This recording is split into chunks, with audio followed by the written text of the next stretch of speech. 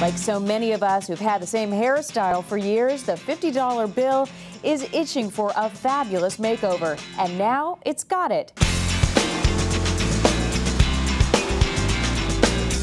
But this makeover is not just about looking good, it's a state-of-the-art technological advance aimed at keeping a step ahead of counterfeiters. What we have seen with the advances in technology, the digital equipment that's out there has been able to reproduce currency at a much quicker pace than the traditional method of counterfeiting, which is using an offset printing press. Now, if you're lucky enough to be holding a stack of 50s, there are new security features to look out for.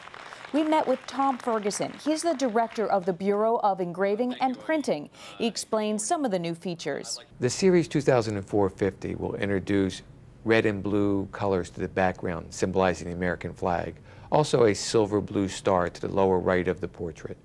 We've maintained that traditional American look to the currency, so people will instantaneously recognize it as being an American 50. The safety features that are in currency, the embedded strip that says USA 50, that runs vertically through the note, the color shifting ink, which is the lower 50 numeral, which will be copper and turn green as you tilt the note, and the watermark that's embedded in the paper itself. Other subtle features include small yellow 50s on the back and the words United States of America on President Grant's collar, just below his beard.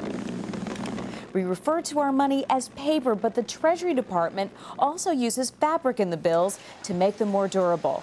The security thread inside the bill is made of plastic.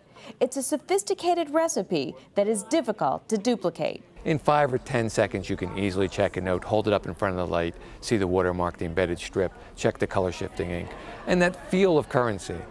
The other way to check quickly, if you have any doubt, is to hold it next to another note of the same denomination.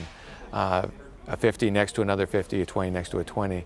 A counterfeit will easily stand out, and you can be sure you're not accepting a counterfeit note. The statistics, though, are on your side. With the $50 bill, there's just one counterfeit for every 25,000 real bills. But that doesn't mean you can't lose a great deal if you receive one. You won't be reimbursed.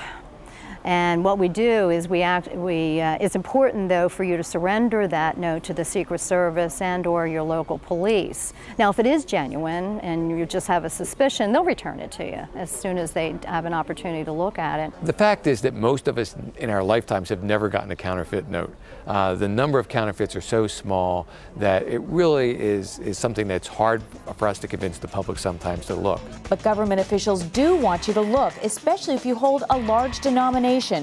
Crime fighter John Walsh, the host of TV's America's Most Wanted, told us the time is right to give those big bills a facelift. We have $700 billion out there in the world, so the Department of Treasury, the Bureau of Printing and Engraving, has taken the 20 up to the 21st century.